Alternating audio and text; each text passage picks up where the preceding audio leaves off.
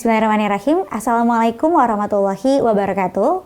Alhamdulillahirrabbilalamin. Wassalatu wassalam ala asrofil anbiya'i wal mursalin nabiyina Muhammadin wa ala alihi wa sahbihi ajma'in.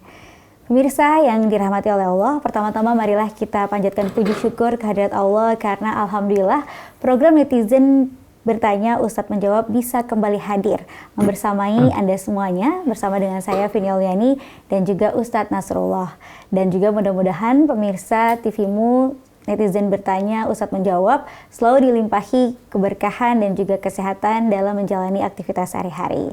Nah, kali ini Ustadz kita akan membahas mengenai seputar Ramadan nih. Pertanyaan dari netizen yang masuk kepada tim Netizen Bertanya ini seputar Ramadan, dari mulai puasa, zakat, tarawih, dan lain sebagainya. Nah, untuk itu langsung aja nih kita lihat pertanyaan berikut ini. Assalamualaikum Ustadz. Saya dengan Diana, saya mau mengajukan pertanyaan Ustadz. Saya ingin menanyakan, jika saya berpuasa dari Jakarta, saya sudah sahur, sementara saya ke Aceh, kan terjadi perbedaan waktu tuh Ustadz. Nah, pada saat saya berbuka di Aceh, saya mengikuti waktu berbuka di Aceh atau waktu berbuka di Jakarta. Demikian Ustadz, terima kasih. Ya, itu tadi pertanyaan dari Diana Ustadz ya. Yang bertanya, ini cukup unik juga Ustadz ya, dan menarik sekali pertanyaannya.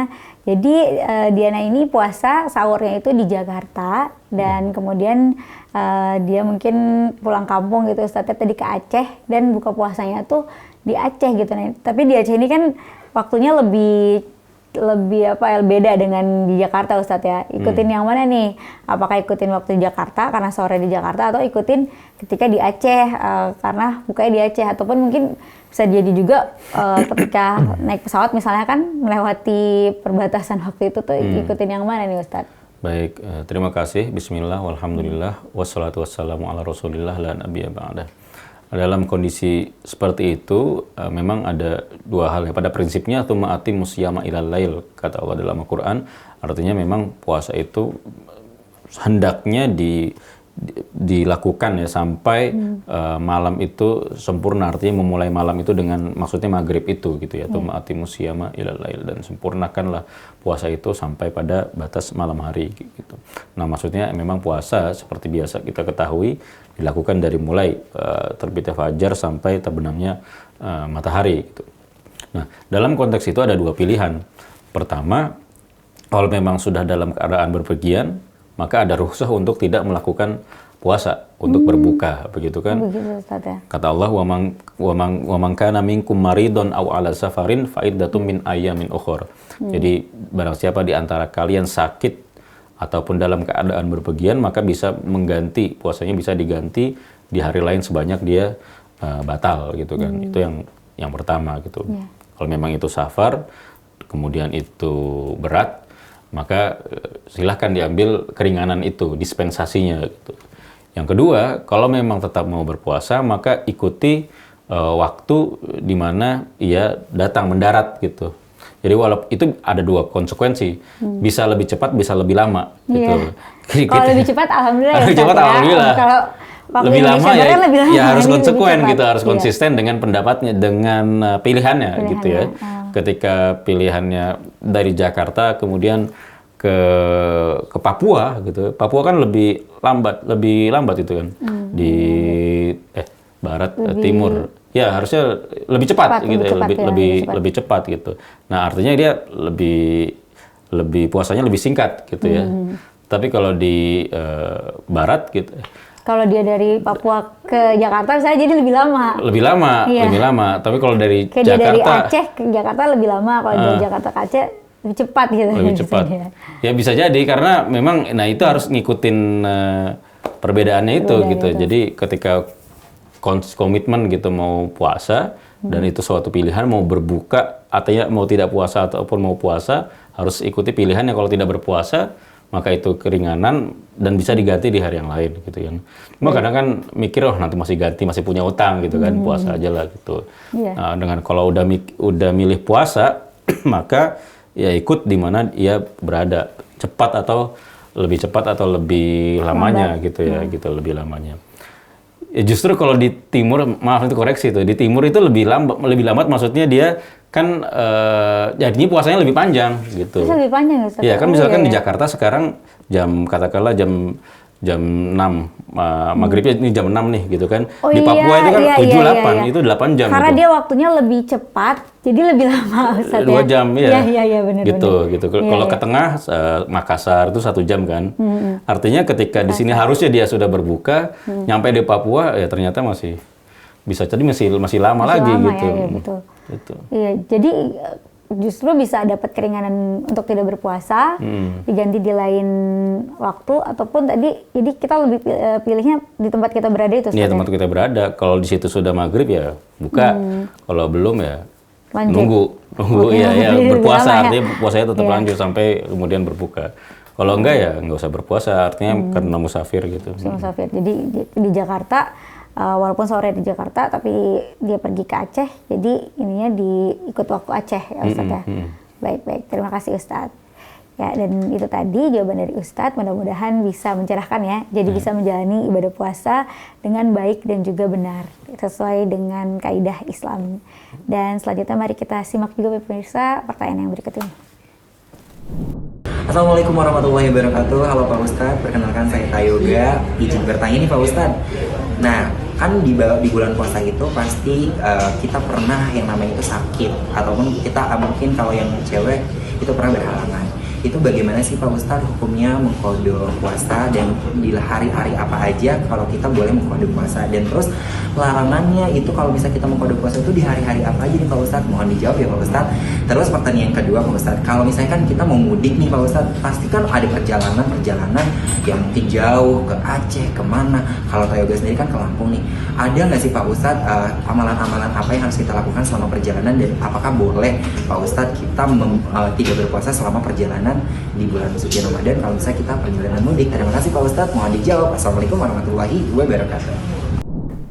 Ya, itu menarik sekali Ustadz, pertanyaan dari Erwin yang nanya ini terkait juga tadi kan penjelasan Ustadz kalau musafir itu boleh tidak berpuasa ya. Nah, ini tadi seperti pertanyaannya penanya tadi, ketika seorang itu mendapatkan misalnya sakit ketika Ramadan ataupun juga berpergian dan tidak berpuasa, harus mengkodok gitu ya, mengkodok puasanya, melakukan puasa ganti, itu bagaimana ketentuannya, dan apa tadi juga ditanyakan apakah ada hari-hari yang tidak boleh untuk mengkodok puasa nih gitu. Baik, terima kasih atas pertanyaannya. Untuk teknis gitu ya, mengganti puasa atau kodok itu ya sesimpel dia mengganti sebanyak hari yang ia tidak berpuasa gitu ya. Baik itu yang sakit maupun yang bepergian gitu ya, gitu, maupun yang juga perempuan yang haid gitu kan gitu. Jadi nggak puasanya 3 hari gitu, maka mengkodok 3 hari. Nah, idealnya mengkodok juga harus disegerakan gitu ya, disegerakan setelah Ramadan usai, setelah Lebaran gitu. Kemudian nanti ada puasa Syawal juga gitu 6 hari. Nah, di situ bisa dilakukan, dihabiskan itu, dibayar hutang kodoknya di bulan Syawal itu gitu. Cuma karena kadang kalau sering menunda-nunda nanti jadi lupa, bertumpuk gitu ya. Tidak ada larangan khusus ya untuk melakukan puasa. Bisa kapan aja bisa Ustadz kapan ya? aja kecuali hari raya. Kecuali hari raya, itu itu tadi yang tidak boleh. Tidak boleh karena memang maksudnya hari raya kan kita bersenang-senang gitu kan. Hari raya umat Islam itu hanya 2, Idul Fitri dan Idul Adha gitu ya. Kalau ada merayakan yang lain dalam konteks ibadah ya tidak ada selain itu gitu. Artinya 2 hari ini diharamkan untuk berpuasa gitu. Baik. Pokoknya berarti boleh harinya itu kapan aja, bahkan setelah Idul Fitri pun tadi bulan Syawal boleh ya. Boleh, itu bagian dari idealnya disegerakan. Ya, disegerakan. Hanya yang tidak boleh itu ketika hari raya Idul Fitri dan juga Idul Adha. Itu aja 2 ya Ustadz ya? Betul. Atau ada lagi yang lain? Itu aja. Itu aja. Baik, terima kasih Ustadz. Dan selanjutnya pemirsa, kita masih akan melanjutkan kembali membahas pertanyaan dari netizen setelah yang satu ini. Terima kasih pemirsa dan juga netizen, masih bersama kami dalam Netizen Bertanya Ustadz Menjawab. Dan Ustadz Tas sudah siap nih untuk kembali menjawab ya Ustadz ya, pertanyaan dari netizen-netizen yang dikirimkan melalui video. Yuk kita simak berikut ini. Assalamualaikum Ustadz, perkenalkan nama saya Dea Kamila. Izin bertanya, bagaimana jika nanti pada saat sholat tarawih kita dihadapkan dengan dua pilihan, yaitu sholat di masjid berjamaah, tapi kan ada beberapa ustadz yang cepat gitu ya gerakan sholatnya, dan sholat sendiri tapi tumaninah gitu. Jadi lebih baik yang mana? Itu sih Pak Ustadz, terima kasih. Ya, itu tadi Ustadz pertanyaan dari netizen Dea Ustadz yang tanya kalau misalnya nih sholat tarawih ini mana yang lebih baik, apakah sholat tarawih di masjid tapi gerakannya cepet nih Ustadz, karena mungkin tadi kan ada yang imamnya tuh melakukan bacaan dengan cepat gitu kan, gerakannya jadi cepat, atau melakukan sholat tarawih di rumah tapi tumakninah gitu. Tapi sebelumnya kita bisa lihat video yang satu ini juga Ustadz ya, karena ini hampir sama nih pertanyaannya. Assalamualaikum warahmatullahi wabarakatuh, Pak Ustadz. Izinkan saya memperkenalkan diri, nama saya Hafiz dari KB Bukopin Syariah. Saya ingin bertanya, kalau tradisi Ramadan di Indonesia itu kan sholat tarawihnya berjamaah di masjid, sedangkan menurut literatur yang saya baca, Rasulullah itu dulu sholat tarawihnya di rumah. Sebagai baiknya yang mana ya Pak Ustadz yang bisa saya ikuti? Terima kasih. Ya Ustadz, ini tadi pertanyaan dari Hafiz, yang pertanyaan ini mirip juga ya dengan pertanyaan sebelumnya, itu tentang sholat tarawih.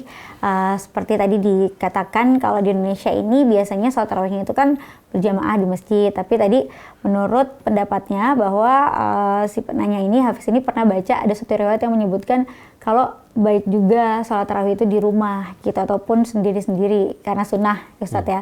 Nah ini jadi mana yang lebih baik Ustadz? Silakan. Baik, terima kasih atas pertanyaannya. Memang ada hadis ya yang meriwayatkan bahwa sifat atau karakter sholat Nabi ketika melakukan sholat tarawih gitu kan, gitu. Misalkan Nabi membaca ayat-ayat yang panjang gitu, surat Al-Baqarah gitu, surat Ali Imran gitu kan.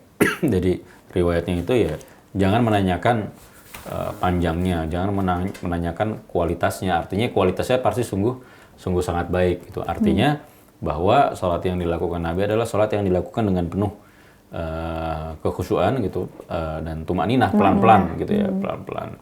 Dengan kata lain, kalau memang harus memilih gitu antara sholat yang cepat-cepat gitu tapi banyak gitu jumlah rakaatnya, dengan yang sedikit tetapi lebih pelan-pelan, lebih hati-hati, bacaannya lebih tartil begitu, maka yang kedua ini yang lebih utama gitu. Artinya sholat yang katakanlah 8 gitu, 11 dengan witir dilakukan dengan pelan-pelan, tidak harus panjang tetapi tumakninah gitu ya. Khusyuk gitu Ustaz ya. Ya, betul. Tidak perlu satu juz semalam gitu ya, tidak perlu satu juz semalam tapi terburu-buru, nanti ujung-ujungnya tidak tumakninah juga gitu kan. Tetapi bisa dengan ayat-ayat yang sedang gitu ya. Nah, dan bacaan ayat-ayatnya itu lebih dari yang ayat paling awal kemudian sampai ayat paling akhir. Jangan yang misalkan baru sholat rakaat pertama tarawih langsung baca Anas gitu. Setelah baca Anas baca Al-Falaq, dan itu kan kebalik gitu. Nah, harusnya urut dari yang paling atas sampai yang paling bawah. Tidak harus urut bener satu di bawahnya, tetapi urutannya memang ayat yang paling awal kemudian baru ayat yang setelahnya. Nah, itu bagian dari bagaimana sunnah Nabi ya. Sunnah Nabi intinya juga begitu. Jadi tidak harus ngikutin panjangnya, tidak harus baca Al-Baqarah atau baca Al-Imran, tapi kalau memang mau mengikuti sunnah Nabi, ikutilah urutan ayatnya, walaupun tidak mutlak begitu. Bisa dari ayat yang kita hafal misalkan alam taro kaifa fa'ala al-fil misalkan. Nah, setelah al-fil bisa ayat selanjutnya gitu. Setelah itu ayat selanjutnya sampai kepada Anas gitu. Itu dibaca dengan tartil gitu ya, dibaca dengan pelan-pelan dan tumakninah, karena tumakninah ini kan bagian dari rukun sholat gitu. Kalau nggak tumakninah, seperti kata Nabi, seperti mematuk ayam gitu, maka sholatnya juga tidak lengkap gitu, tidak paripurna, dan pada akhirnya kita tidak bisa menemukan kerehatan gitu, apa ya istilahnya. Sebenarnya sholat itu kan relaxing juga relaksasi, gitu. Ya, relaksasi. Kata Nabi, kalau Nabi memberitakan kepada sahabat Bilal ketika mau sholat, ya Bilal arihna bisolah. Jadi Nabi ketika memerintahkan Bilal untuk mengumandangkan azan itu tidak mengatakan Bilal tolong azan, tidak. Bilal tolong apa ya tadi, rilekskanlah kami dengan sholat gitu loh. Sahdu gitu ya, Pak. Saya Menghayati gitu ya. menghayati penghayatan. maksudnya apa ya, maksudnya itu Bilal suruh azan gitu, arihna bisolah gitu, kayak gitu. Jadi sholat sudah selayaknya, baik itu maupun sholat fardu maupun sholat tarawih dilakukan secara pelan-pelan, tumak ninah gitu, penuh dengan kekhusyuan, penuh dengan pemaknaan dan selainnya, macam yang mendekatkan, semakin mendekatkan kita kepada Allah. Karena disitulah inna sholata tanha anil fahsya'i wal munkar gitu kan. Salat mencegah kepada hal-hal yang keji dan munkar kan, kalau kita melaksanakan sholat dengan baik gitu, dengan penuh pemaknaan gitu, kira-kira gitu. Baik. Jadi kalau kita merasa sepertinya kita lebih khusyuk dan lebih tumanina ketika menjalankan sholat tarawih di rumah nih, ya udah mending lebih baik di rumah aja Ustadz ya. Ya di rumah saja, artinya memang sholat tarawih di masjid pada intinya adalah untuk syiar gitu, dan itu bukan kewajiban kan. Nabi kan memang ceritanya ketika sholat tarawih itu yang di masjid itu kan hanya malam 1, 2, 3, selebihnya sholat di rumah gitu kan. Karena apa? Karena jawaban Nabi agar tidak memberatkan umatku, juga agar tidak umatku mengira bahwa sholat tarawih di masjid itu wajib gitu. Wajib, ya. Tetapi kan sekarang kita sudah tahu bahwa sholat tarawih di masjid itu sunnah gitu kan, Sunnah, ya. maka ke masjid aja gitu, karena itu bukan wajib, kita meyakini gitu. Nah Nabi melakukan itu karena kan Nabi kan dicontoh gitu kan. Nah nanti kalau umatnya melihat, wah Nabi tiap hari ke masjid, oh berarti tarawih di masjid itu Bisa dikira wajib, gitu. Jadi Betul. Nabi, karena Nabi kan sumber syariah, salah satu sumber syariah gitu. Nabi dicontoh, kata-katanya dicatat, semuanya yang Nabi lakukan itu teladan banget gitu loh.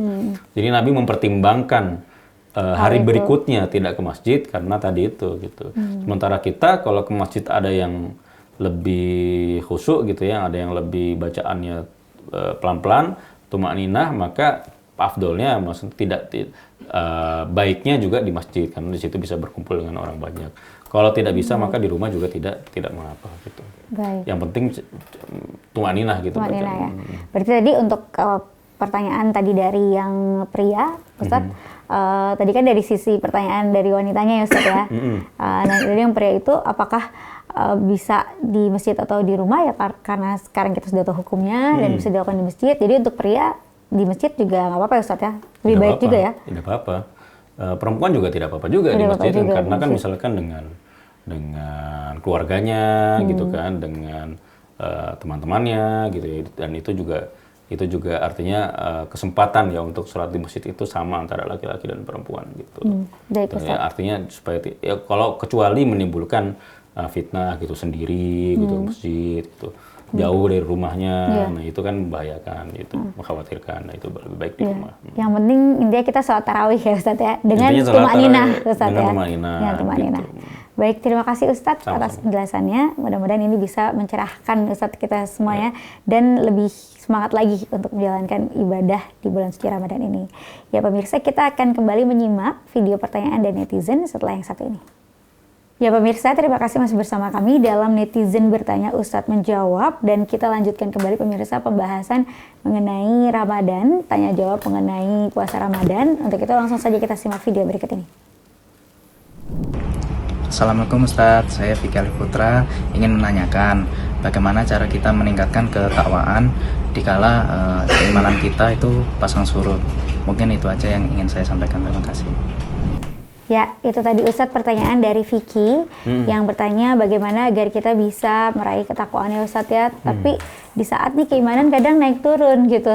Gimana biar mungkin bisa tetap stabil gitu Ustadz, ataupun bisa apa ya yang bisa menjadi memicu semangat untuk meraih gelar takwa gitu Ustadz. Baik. Gitu.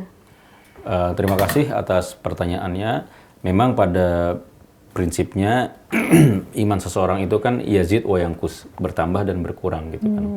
Nah, yazid bit ta'ah wa yanqus bil ma'siyah.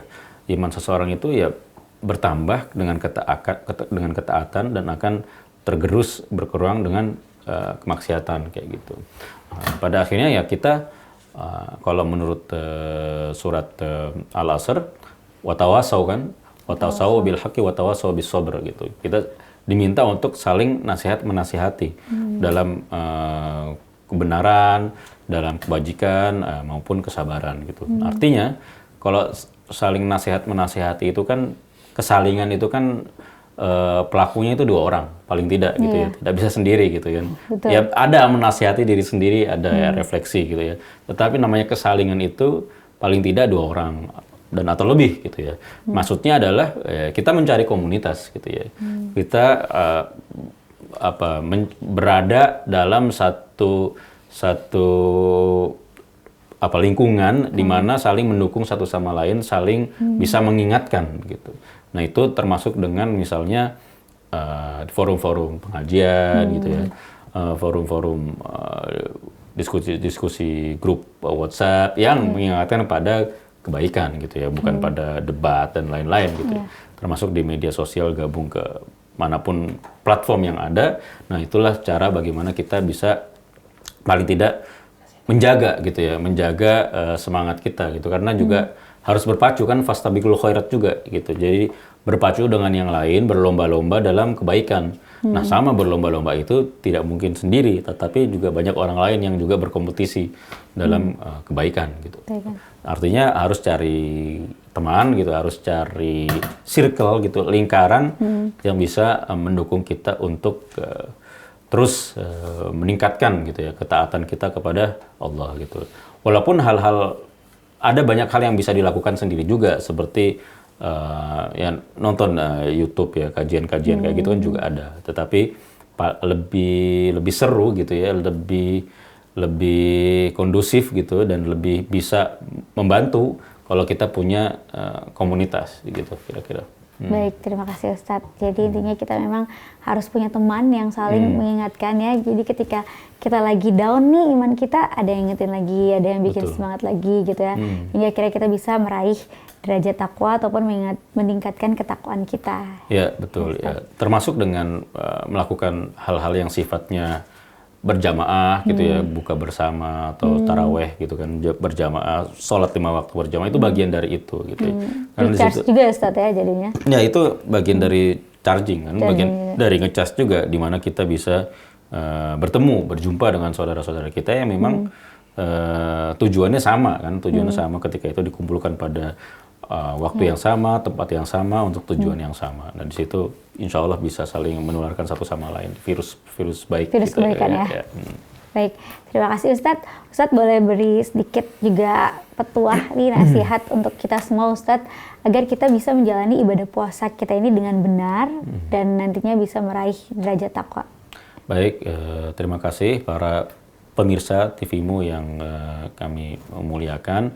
Tentu saja memang stasiun terakhir ya dari bagaimana kita berpuasa di bulan Ramadan ini adalah la'allakum tattaqun gitu ya, stasiun takwa gitu ya.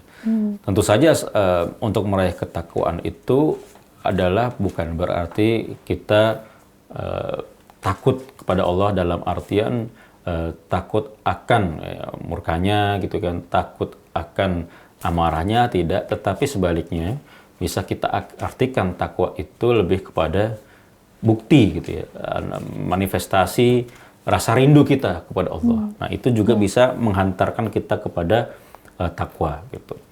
Nah, untuk memunculkan rasa rindu kita kepada Allah, rasa cinta kita kepada Allah, maka diantaranya adalah tentu saja memperbanyak ya, bertakarrub, mendekatkan diri kepada Allah dengan sholat, dengan membaca Al-Quran. Nah, disitulah insya Allah derajat takwa itu akan digapai.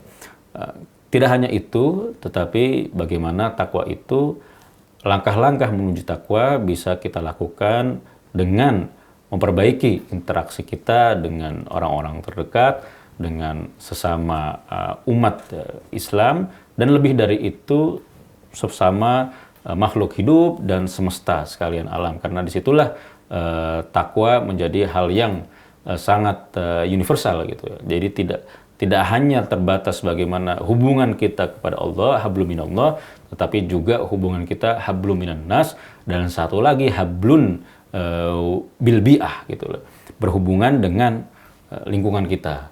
Kita tahu bahwa hal-hal yang baik itu tidak hanya berupa ibadah mahdoh, sholat, ngaji semata, tetapi menyingkirkan rintangan di jalan adalah bagian bagaimana kita mendekatkan diri kepada Allah. Dan disitulah kita perbanyak di bulan puasa Ramadan ini. Gitu. Baik, terima kasih banyak Ustadz atas penjelasannya dan juga tadi tausiahnya, pesan-pesannya.